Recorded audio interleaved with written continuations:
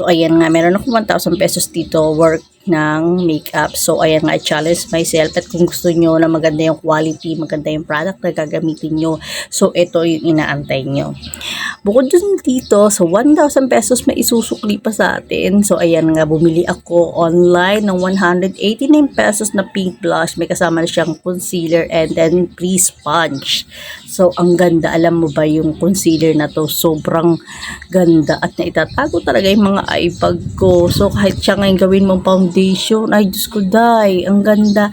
And then, meron rin ako dito Maybelline na refill ang binili ko. And then, sabi ko nga sa inyo, kahit gumamit ka dito ng sponge na basain mo, ay mas lalong maganda yung product na to. And then, after, kasi ano na siya, parang mga 7 years to 8 years ko na yung gamit yung refill na yan ng Maybelline product. And then, syempre, meron tayong mascara. So, hindi lang siya pang eyelashes. Pwede siyang pang kilay. Kasi ang ganda nitong mascara na to. Alam mo yung mga trendy ngayon na mga kilay na parang alam mo yung natural lang na buhay ng buhay. Ito pwede mo siyang gamitin, hindi lang sa pilik mata.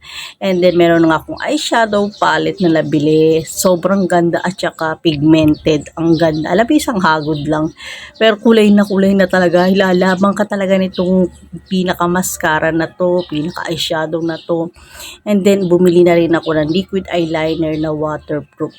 Imagine mo, ang mura lang na itong liquid eyeliner na to, talagang patok na patok. Alam, meron dito makeup artist na trending sa TikTok. Sobrang ganda kasi talagang itong liquid eyeliner. It's only 35 pesos ko lang siya nabili. Ang ganda, promise. Pwede mo siyang gawing pangkilay, pwedeng liquid eyeliner. So, marami siyang kulay. So, yung choices mo, ikaw na yung mag-choice. Siyempre, wala akong blush on. So, ano bang ginagawa ng palette? So, maraming choices. O, i-mix mo lang ng mga ibang kulay yan. And then, ayan, yung kalalabasan ng kulay ng blush on. At aangkop yan sa maputi, sa morena. Ang ganda nito. Grabe, gusto ko yung pagka-finish ng kulay ng blush on na nagamit ko.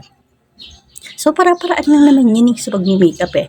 So, dahil nga medyo parang nakukulangan ako sa eyeshadow, sanay ako na medyo may pagka-dark sa dulo. So, linagyan ko na nga lang din. Oh, so, tingnan nyo naman ang finish. Since wala nga akong contour, meron ditong medyo parang mag-pinkish-pinkish yung aking nose or aking ilong dyan.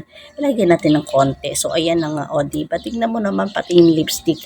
85 pesos pero may 5 piraso ka na. So, saan ka pa? Diba? Para sa mga estudyante na nag-aaral dyan, uy, naku, ito na gamitin nyo.